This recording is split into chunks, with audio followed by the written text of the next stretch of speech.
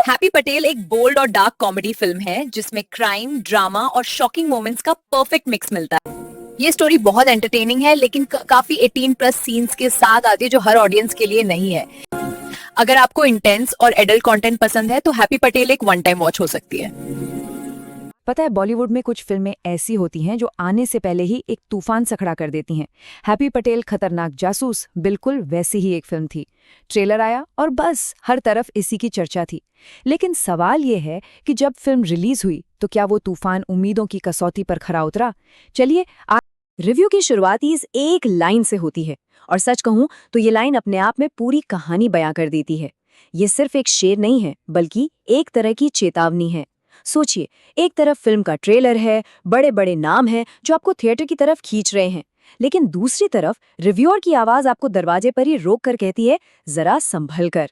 तो चलिए समझते हैं कि आखिर ऐसा क्या है इस फिल्म में जो बुला भी रहा है और जाने से रोक भी रहा है।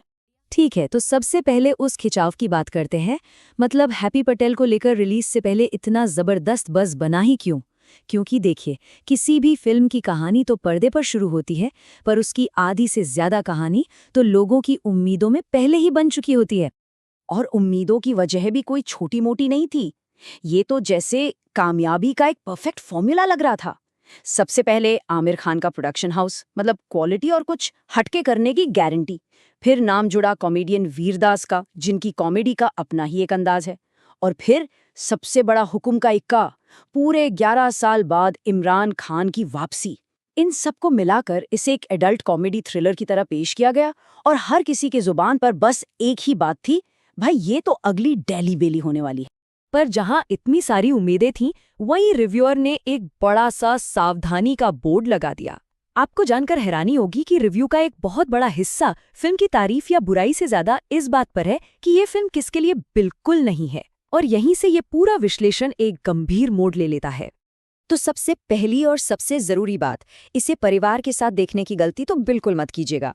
रिव्यू के मुताबिक फिल्म में गालियों का इस्तेमाल इतना इतना ज्यादा है कि मजाक में कहा गया है कि फिल्म में गालियों के बीच बीच में कुछ नॉर्मल सीन आते हैं, ना कि नॉर्मल सीन के बीच में गालियां।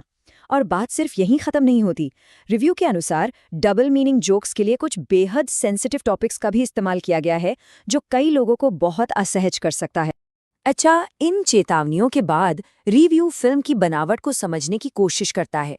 मतलब, ये फिल्म आखिर है क्या? क्या ये कोई जासूसी कहानी है या फिर एक कॉमेडी? और रिव्यू बताता है कि फिल्म असल में इन दोनों के बीच कहीं फंसी हुई सी लगती है।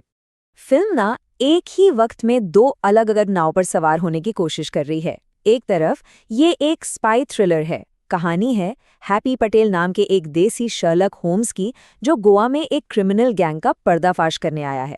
सिंपल। वहीं दूसरी तरफ ये एक अडल्ट पैरोडी है, जो थ्रिलर फिल्मों के क्लीशेस का मजाक उड़ाने के लिए ट्रिपल मीनिंग जोक्स और बहुत ही बोल्ड कंटेंट का सहारा लेती है। और फिल्म के किरदार भी इसकी दुनिया की तरह ही बड़े अतरंगी हैं। हीरो है हैप्पी पटेल, उसकी लव इंटरेस्ट एक डांसर है जिसके बारे में रिव्यू में लिखा है कि उसके पैर कम और हाथ ज्यादा चलते हैं। विलन है मोना डार्लिंग, और उसका मारने का तरीका, वो अपनी पसंदीदा डिश खिलाकर लोगों को खत्म करती है। और हाँ, इन सब के बीच आमिर खान का एक छोटा लेकिन बड़ा मजेदार कैमियो भी है।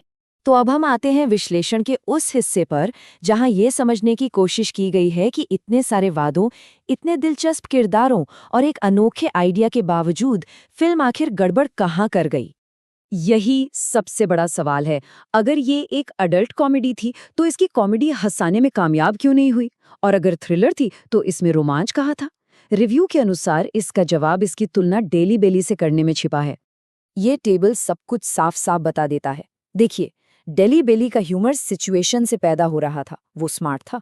वहीं हैप्पी पटेल का ह्यूमर सिर्फ गालियों और शॉकिंग जोक्स पर टिका हुआ है। डेली बेली की कहानी उलझी हुई थी, पर वो एक दिशा में आगे बढ़ती थी, जबकि हैप्पी पटेल की कहानी को एक खिचड़ी कहा गया है, जहां सब कुछ बस आपस में गुत्थम गुत्था हो गया है। और सबसे जरूरी बात, डेली बेली में दोस्ती और घबराहट जैसे इमोशंस थे, उसका एक दिल था, जबकि हैप्पी पटेल बस स्मार्ट दिखने की कोशिश करती है, पर उसमें वो दिल वाली बात नहीं है। और इसी पूरी तुलना को रिव्यूअर इस एक लाइन में समेट देते हैं। वो याद दिलाते हैं कि डेली बेली के लिए कहा गया था कि ये कांटों वाला फूल है, मगर हैप्पी पटेल के लिए वो कहते हैं ये टोटली ब्लडी फूल है। सोचिए, सिर्फ एक शब्द का हेरफेर और मतलब में जमीन आसमान का फर्क आ गया। और असल में रिव्यू का सार यही है। फिल्म बनाने वालों को शायद ये लगा कि ढेर सारे अडल्ट जोक्स और गालियां लिख देना ही स्मार्ट राइटिंग होती है, लेकिन रिव्यू के हिसाब से यह कोशिश बुरी तरह से फेल हो गई, क्योंकि ज्यादातर चुटकुले या तो जबरदस्ती के लगते हैं या फिर कोई असर ही नहीं छोड़ पाते। तो अब आते हैं अंतिम फैसले पर।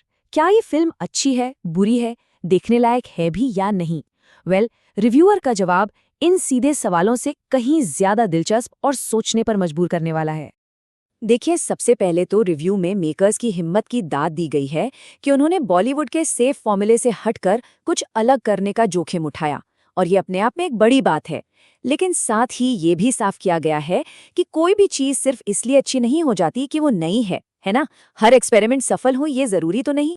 रिव्यूअर मजाक में ये भी कहते हैं कि कुछ लोग तो शायद इसे 0 स्टार देंगे या कहेंगे कि इसे स्टार्स नहीं, कोड़े पड़ने चाहिए। इससे आप अंदाजा लगा सकते हैं कि फिल्म दर्शकों को किस हद तक निराश कर सकती है। लेकिन मजाक से हटकर वो अपने असली और ज्यादा गहरे निष्कर्ष पर आते हैं, और ये है रिव्यू का अंतिम और सबसे अनोखा विचार। रिव्यूअर फिल्म को अच्छा या बुरा कहने से ही इनकार कर देते हैं। वो कहते हैं कि ये बस एक फिल्म है, एक ऐसा एक्सपेरिमेंट जिसे हर कोई अपनी पसंद नापसंद और अपने सेंस ऑफ ह्यूमर के हिसाब से जज करेगा। और शायद ये एक ऐसी फिल्म है जिस पर कभी सबकी एक राय बनी नहीं सकती। तो इस पूरे विश्लेषण के बाद हम एक बड़े सवाल पर आकर रुकते हैं। क्या सिनेमा में कुछ नया और साहसी करने की कोशिश, भले ही वो पूरी तरह से कामयाब न हो, एक और घिसी-पिटी पर सफल फिल्म से ज्यादा अहमियत रखती है? इस बारे में सोचिएगा जरूर। हमारे साथ जुड़ने के लिए आपका बहुत बहुत शुक्रिया। Thank you for watching the video. Please like, share and subscribe to the channel.